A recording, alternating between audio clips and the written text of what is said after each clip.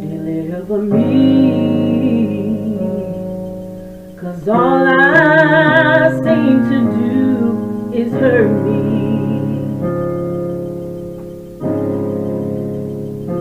hurt me,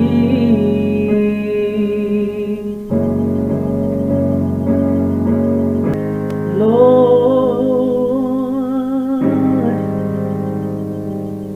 deliver me, 'cause all I seem to do is hurt me, hurt me.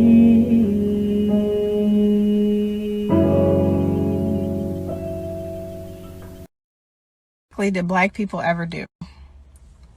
Like, I'm genuinely asking, what did we ever do to deserve anti-Blackness in every single community? We were brought over here in chains. We were beat, raped, and murdered. We fought for our freedom just to end up with Jim Crow and segregation and being lynched by the KKK. We were segregated into our own communities, then denied jobs, denied funding for our schools. You kill our Black men, then make fun of us for not having fathers. You dehumanize and demonize and kill our Black women, and nobody bats an eye. What exactly did Black people do? What exactly did we do? All that the Father has given me shall come to me, and him that come to me I will in no wise cast out. For I have come down from heaven, not to do mine own will, but the will of him that sent me. And this is the Father's will, which hath sent me, that all which he has given me I should not lose nothing, but should raise it up again at the last day. The book of John, chapter 6, verse 37 to 39. Blessings, strength, and obedience unto you in the will and the way of the Ancient of Days, the Almighty Father, by way of faith in the Father and his provision of salvation wrought by his Christ, who gave his life and shed his innocent blood for the atonement of sin and a reconciliation of man, and the gift of liberty and of grace unto righteousness and holiness, for whom the Son sets free is free indeed. Brother Yashair here with you and before you again with another bit of edification. So getting right into it. Why hasn't the collective arrived at a place where these questions about the experience of being Black, as the byword in this century, as well as others, being the term of expression used by most melanated and non-melanated people regarding the lives, the history, the way they have been for millenniums, centuries, decades, and years. The young lady mentioned a few of the atrocities, such as the historical genocide known as slavery, which is spidered into and encompasses the subjugation and oppression, the victimization and brutalization, ostracization, alienation that is embraced across the globe. However, I don't believe that the earth is round, so I'll just say across the earth. See, the indoctrination of propaganda, along with the historical practice of redlining the collective lives, economic opportunities, neighborhoods, and communities by a system that continues its course of destruction. Also, as mentioned, the specific practices of murder, the removal of men and leaders, in efforts to produce the levels of absenteeism of men in their homes and in their communities, specifically melanated or black men, so that the access to the women and children had less resistance, who then fall victim to the carrot and stick method without the importance of a collective decision-making gathering between male and female within the house and in the community, whether it be the absenteeism collectively or individually, as I've said, in homes of melanated men. What have we done to warrant or to earn this existence? Why hasn't this thought of consciousness permeated in the minds of the diaspora? How about adding these statements from this brother here to the equation? The double standard is very, very clear, fam. Anytime that skin got that melanin in it, man, they coming to get you. They gonna make a big, big deal out of it. The coach, they clowning him right now. Ime Udoka, clowning him for cheating during a consensual relationship. And cheating happen every day, all day, by the tens of millions of people cheat every single day. But he did it. Now he the scum of the earth. That news, him cheating, his cheating scandal is bigger in the news. It's playing out bigger in the news than Brett Favre, a Hall of Fame quarterback. I mean, it's clear that he's a Hall of Famer. It's playing out bigger than him cheating the state of Mississippi out of $8 million. Stealing from poor people. This is world news. This should be on the front of every newspaper. It should be at the top of every single newscast. He is. That's number one. Number two, you're making a moral appeal to a country that doesn't have a moral conscience. Right. The question becomes that when white people feel serious and angry and upset about abortion, they come out in the thousands up to the millions to say, this is what we believe about abortion. Where is the white outcry against white racism that murders African people all around this entire globe? It doesn't exist. So who are these white good people? I want to meet them. I want to see them. A few is not enough. But that might be all we can get. No. And guess what? I don't work with all I can get. What I work with is what I have. Listen, you have to have some confidence in the power of African people amongst ourselves to establish a foundation. We have. We haven't. We have utter chaos in our cities, and you got There's to no see black that. institution we You can build. can have a program. Now, this brother was speaking about the historical double standards that are applied to melanated peoples, using a couple of current news examples. Those being a melanated coach of the Boston Celtics, who's married, was found to have committed adultery. And on the other side, you have a Hall of Fame former quarterback, non-melanated, who was involved in falsifying information to receive $8 million, which were allotted to help the poor and disenfranchised.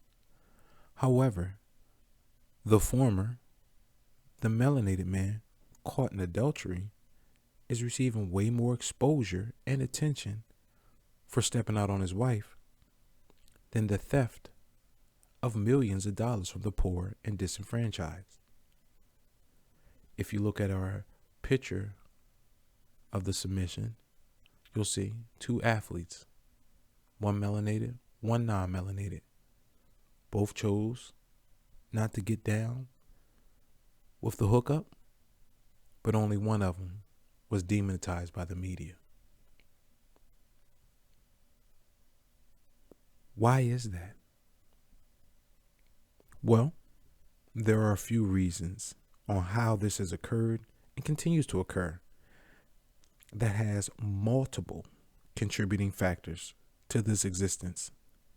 However, for time's sake, I like to start on the main reason, which I believe was fantastically articulated in a submission by the brother Truth Unedited.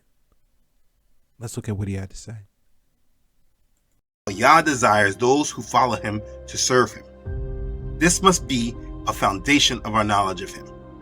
So we need to discuss it. Let's begin. Therefore, you shall keep my commandments and perform them. I am Yahuwah. Leviticus chapter 22, verse 31. You shall diligently keep the commandments of Yahuwah, your Elohim, his testimonies and his statutes, which he has commanded you. And you shall do what is right and good in the sight of Yahuwah, that it may be well with you, and that you may go in and possess the good land of which Yahuwah swore to your fathers. That's Deuteronomy chapter 6, verses 17 and 18. Therefore, you shall keep the commandments of Yahuwah your Elohim, to walk in his ways and to fear him. That's Deuteronomy chapter 8, verse 6. You shall walk after Yahuwah your Elohim and fear him, and keep his commandments, and obey his voice. You shall serve him and hold fast to him. Deuteronomy chapter 13, verse 4. Now it shall come to pass, if you diligently obey the voice of Yahuwah your Elohim, to observe carefully all his commandments which I command you today, that Yahuwah your Elohim will. Deuteronomy chapter 28, verse 1. If you read the Old Testament, this is how he spoke with Israel and communicated with them. This is what he desired for them. He desired obedience. As he spoke with each generation, he carefully spoke to them and gave them this message.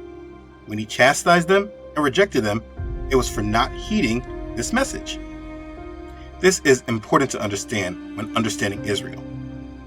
When we look at our own ways and cultures, we can often mistakenly apply an understanding of Yah that does not actually match to him because we don't understand him. Back in ancient Israel, all those who understood and followed Messiah understood the fundamental message of obeying Yah.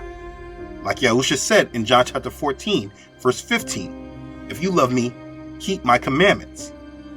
Or in 1 John chapter 3, verse 24, it says, now he who keeps his commandments abides in him, and he in him. And by this we know that he abides in us, by the Spirit whom he has given us. We have to follow Yah. The basis and foundation of what this part of the series will focus on is what Israel was responsible to do. And this was about obeying and following Yah's commands. This was the foundation of their relationship with him. So if you go to the New Testament and don't understand Israel's history with this and how Yah guided them to obey his commands, you can see or understand a different gospel. Yah did not harp on obedience of his commands to Israel and severely chastise them when they were disobedient to him, to later on speak to the whole world and provide a Messiah just to tell them, okay, all you need to do is believe, and he does not require obedience to his commands. You are speaking of two different gods if this is how you look at him. It is perhaps that you probably don't understand, or you are overgeneralizing the law of Moses when you believe that we are not under the law. We cannot just live in lawlessness. He said those that live like that will be rejected because they do not know him. And then I will declare to them, I never knew you. Depart from me, you who practice lawlessness. Is Matthew chapter 7, verse 23. So we must place this at the forefront of our understanding of him and how we will interact with him. As we come to serve him, we must know what he loves and what he hates, what he really responds negatively to, and what brings him delight, honor, and praise. And we will only know this through reading his word, his complete word. As you read through the Old Testament, you see the many different times that Yah spoke to Israel. You see the times when he was pleased with them and blessed them, and the times when he was angry with them and cursed them. These were his people that he chose unto himself. As I just explained, the very big understanding of Israel goes into the agreement Yah made with Israel. A foundation of understanding Israel should be found in Deuteronomy chapter 28. In this chapter, he says to Israel, "Now it shall come to pass, if you diligently obey the voice of Yahuwah your Elohim, to observe carefully all his commandments, which I command you today, that Yahuwah your Elohim will set you high above all nations of the earth. And all these blessings shall come upon you and overtake you, because you obey the voice of Yahuwah your Elohim." That's Deuteronomy chapter 28, verses 1 and 2. And then the curses. "But it shall come to pass, if you do not obey the voice of Yahuwah your Elohim, to observe carefully all his commandments and his statutes, which I command you today, that all these curses will come upon you and overtake you." That's Deuteronomy chapter 28, verse 15. This chapter of Deuteronomy 28 should be a fundamental part of understanding when learning and knowing Israel, because it speaks to so many things. Now, I have made a video about this specific subject, and I've illustrated this chapter in particular in this actual video. You should watch it after this video is done, because it is such an important subject to understand. You cannot understand Israel if you have not placed this agreement they made with Yah in your understanding. It's also important because you understand a lot about Yah and how he actually is. So many have painted him in ways that are not accurate.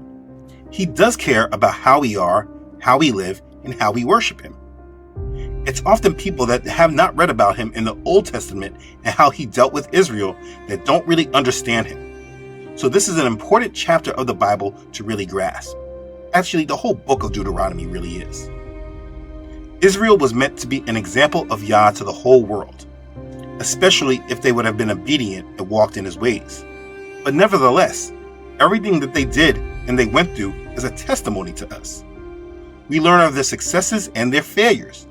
We understand Yah through their eyes because they are the only nation in the world to deal with him and have a personal covenant with him. Now, that didn't mean that people from other nations were not able to come to Yah and worship him. No, that's not true. They were called Gentiles or strangers during that time. It's important that you grasp the importance of the designation of stranger, that these people of other nations were called by Israel. Understand, they are strangers because they did not know Yah. But the blessing is, if they clinged to Israel and served Israel, they would then be grafted into Yah through Israel, no longer a stranger.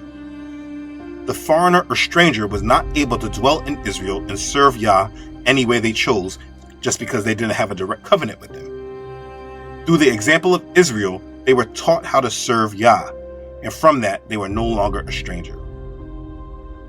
"And if a stranger dwells with you in your land, you shall not mistreat him. The stranger who dwells among you shall be to you as one born among you, and you shall love him as yourself. For you were strangers in the land of Egypt.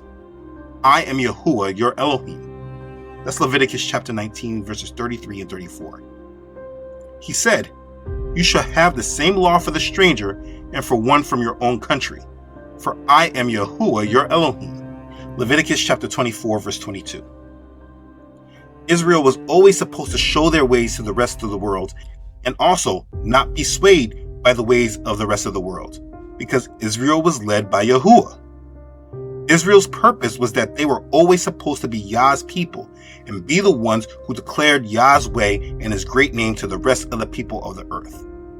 As King Solomon said as they were dedicating the first temple, "Moreover, concerning a foreigner who is not of your people Israel, but has come from a far country for your name's sake, for they will hear of your great name and your strong hand and your outstretched arm.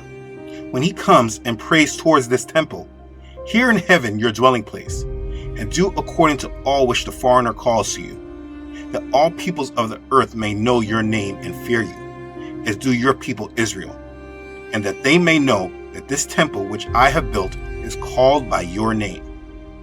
1 Kings chapter 8, verses 41 through 43. And this was the purpose of Israel. And at the height of Israel, when Solomon was king and was dedicating the first temple, he declared to Israel, "May Yahuwah, our Elohim, be with us, as he was with our fathers. May he not leave us nor forsake us, that he may incline our hearts to himself, to walk in all his ways, and to keep his commandments and his statutes and his judgments, which he commanded our fathers. And may these words of mine, with which I have made supplication before Yahuwah, be near Yahuwah our Elohim day and night, that he may maintain the cause of his servant and the cause of his people Israel, as each day may require, that all the peoples of the earth may know that Yahuwah is Elohim, there is no other. Let your heart therefore be loyal to Yahuwah your Elohim, to walk in his statutes and keep his commandments as at this day." It's 1 Kings chapter 8, verses 57 through 61. And this is what Israel was supposed to do. And if they did this, we would know his ways and understand what it looked like to follow Yah through their physical example, and not just by having to read about them. They were to be our examples and priests of the world. But we now need to understand the unfortunate truth, which is that Israel did not follow Yah. They followed after other gods and became separate from Yah. After Solomon, Israel was divided, and the northern 10 tribes declared their own king, and Judah and Benjamin separated and declared their own king. So Israel was divided. There was the kingdom of Israel and the kingdom of Judah. The northern tribes went into straight wickedness, and they were conquered first by the Assyrians, and they never returned as a whole back to their land. Judah was conquered after Israel, and they were carried off by Babylon. They eventually did come back to the land, and they rebuilt the temple. This was the second temple, Herod's temple. When they returned back to their land, they were now referred to as Jews, which stems from Judah. And they came back in Israel, not as strong as they originally were when they were following Yah. This was to fulfill the prophecy of the Messiah. You see, they were prophesied of a Redeemer from the line of King David, and many of them expected him to be like King David and unite the kingdom and bring back peace in their land, removing the hand of the Romans that were now in control of their land of Judea. It's important to really understand Judah at that time. So, how does all of this connect, Brother Yashair? Where does the answer to the initial question posed by the young lady? Did black people ever do? Like, I'm genuinely asking, what did we ever do to deserve anti-blackness in every single community? Present itself in the videos that follow. Like the gentleman talking about the double standards, using the current situation that's going on involving the melanated basketball coach of the Boston Celtics and having been found in adultery, and the retired Hall of Fame former quarterback being involved in an $8 million theft of funds, which were donated and sent to his charities for the means of supplying the disenfranchised after some hurricanes that went through the area of Mississippi.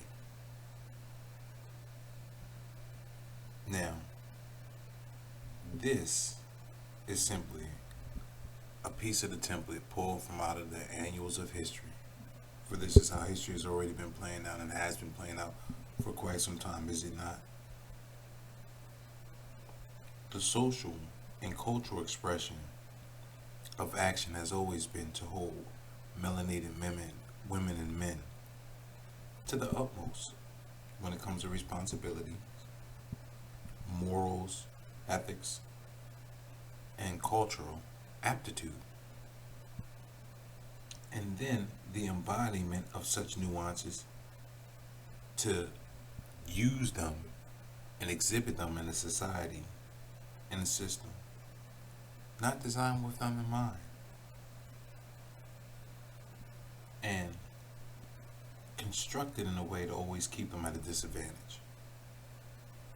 Then turn around and penalize them above and beyond, as to look to set an example for others. Save those examples are historically already shown. So why does it continue? It's already been established. Again, as the gentleman stated, the double standard is very, very clear, fam. Anytime that skin got that melanin in it, man, they coming to get you. They gonna make a big, big deal out of it. whenever that person's got some melanin. But why? Right? Like the young lady asked, how does this happen? And a morally devoid nation holds another nation and other nations to levels of accountability itself has never held itself. Creating an atmosphere of an amoral stewardship of a nation, as well as a populace that has grown up with an amoral mindset, which then support and uphold these oppressive mantras and thought practices. And why is it the same for melanated people across this earth and in other continents and countries? How does that connect with the video from the brother from Truth Unedited, highlighting the call for obedience? If you read the Old Testament, this is how he spoke with Israel and communicated with them. This is what he desired for them. He desired obedience. As he spoke with each generation, he carefully spoke to them and gave them this message. When he chastised them and rejected them, it was for not heeding this message. To the Israelites, when he gave them his laws, statutes, and commandments, and the understanding mentioned of the importance of understanding between the character of the Father as shown in Scripture and the God that religion has painted or displayed him to be. This is important to understand when understanding Israel. When we look at our own ways and cultures, we can often mistakenly apply an understanding of Yah that does not actually match to him because we don't understand him. Back in ancient Israel, in this dispensation of time in which we see all that is wrapped in that confines of religion, so that the part about the contrast of them being so stark is very direct. we have to follow Yah. The basis and foundation of what this part of the series will focus on is what Israel was responsible to do. And this was about obeying and following Yah's commands. This was the foundation of their relationship with him. So if you go to the New Testament and don't understand Israel's history with this and how Yah guided them to obey his commands, you can see or understand a different gospel. Yah did not harp on obedience of his commands to Israel and severely chastise them when they were disobedient to him, to later on speak to the whole world and provide a Messiah just to tell them, okay, all you need to do is believe, and he does not require obedience to his commands. You are speaking of two different gods if this is how you look at him. It's easily seen in how the gospel is preached and what it is, how it's received by a majority of the collective in their actions and in their walk, and in conversating and speaking on what has been disseminated to them as acceptable unto God. And what was fantastically highlighted in Truth's video was when you see the position and responsibility of Israel. We have to follow Yah. The basis and foundation of what this part of the series will focus on is what Israel was responsible to do. And this was about obeying and following Yah's commands. This was the foundation of their relationship with him. So if you go to the New Testament and don't understand Israel's history with this and how Yah guided them to obey his commands, you can see or understand a different gospel. And the the specifically detailed requirements of their position and their responsibility should be found in Deuteronomy chapter 28. In this chapter, he says to Israel, "Now it shall come to pass, if you diligently obey the voice of Yahuwah your Elohim, to observe carefully all his commandments, which I command you today, that Yahuwah your Elohim will set you high above all nations of the earth. And all these blessings shall come upon you and overtake you, because you obey the voice of Yahuwah your Elohim." That's Deuteronomy chapter 28, verses 1 and 2. And then the curses. "But it shall come to pass, if you do not obey the voice of Yahuwah your Elohim, to observe carefully all his commandments and his statutes, which I command you today, that all these curses will come upon you and overtake you." That's Deuteronomy chapter 28, verse 15. that completely went unfulfilled until the Hamashiach showed up on the scene, because they couldn't do, and they had not chosen to do, which was to work by obedience unto the Father, as he did even unto death. And since Israel refused to obey the Father held up his word concerning what would happen to Israel, very specifically as a result of their disobedience.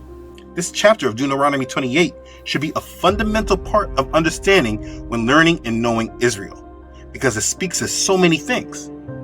Now, I have made a video about this specific subject, and I've illustrated this chapter in particular in this actual video. You should watch it after this video is done, because it is such an important subject to understand. You cannot understand Israel if you have not placed this agreement they made with Yah in your understanding. It's also important because you understand a lot about Yah and how he actually is. So many have painted him in ways that are not accurate. He does care about how we are, how we live, and how we worship him. It's often people that have not read about him in the Old Testament and how he dealt with Israel that don't really understand him. So this is an important chapter of the Bible to really grasp. Actually, the whole book of Deuteronomy really is. So with that book of Deuteronomy, you get a fantastic identifier, of what obedience and the level of what it looked like, as well as when you follow that up with Leviticus, what it looked like, and where Israel as a collective was not able to achieve, nor were they open to achieving it in the manner in which it was given. And there are a couple reasons for that. However, as it was also stated, the reason, or one of the reasons why it was given to them, is because they were living as normal, or as the other nations in their fallen state, which is ultimately in a state of lawlessness. And as 1 Timothy chapter 1 verse 9 advises, the law is for the lawless and disobedient, for the ungodly and the sinner, for unholy and profane, for murderers of fathers and of mothers, for menslayers, for whoremongers, for men stealers, for liars, for perjured persons, and all else against sound doctrine. Israel did all these and more, unfortunately. It's throughout the annuals of the scriptures. Now, it's no secret, it should be no secret of anyone following my channel, platform, whatever you want to call it, that I identify as a Hebrew Israelite.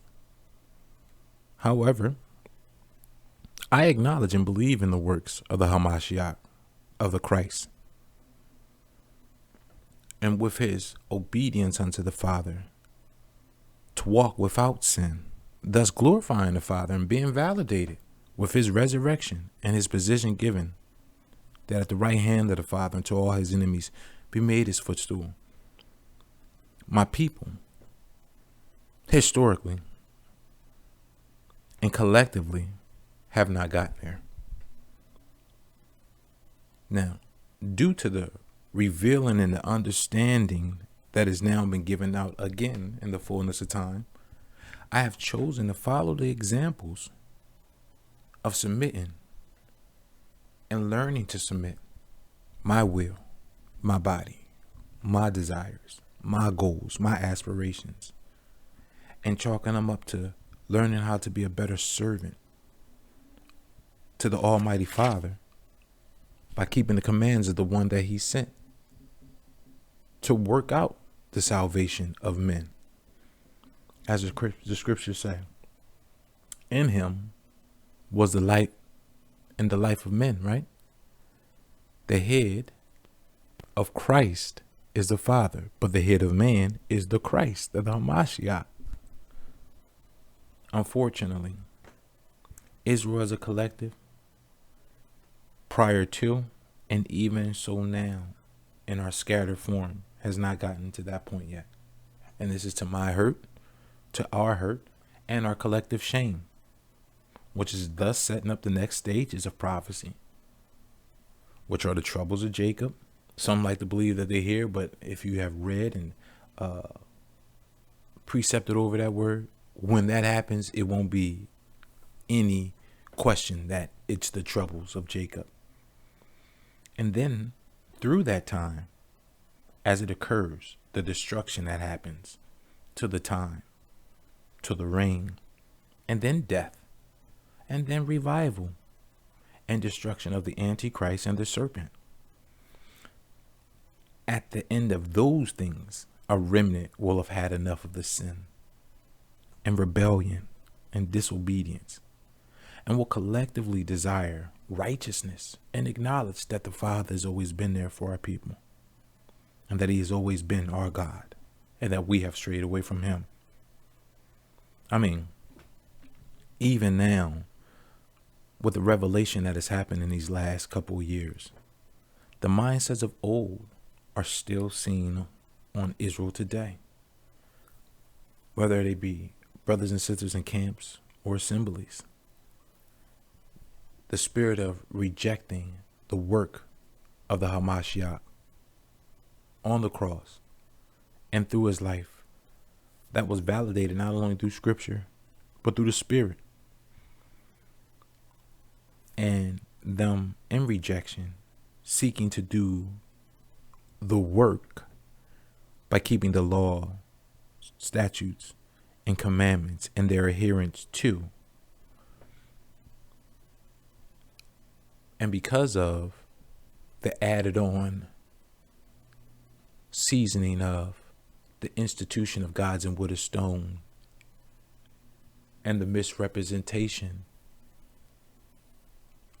of taking the narrative of the Christ and attaching it to an idol that was made by man's hands and then plastering that all across the world, it just shows you again the affinity to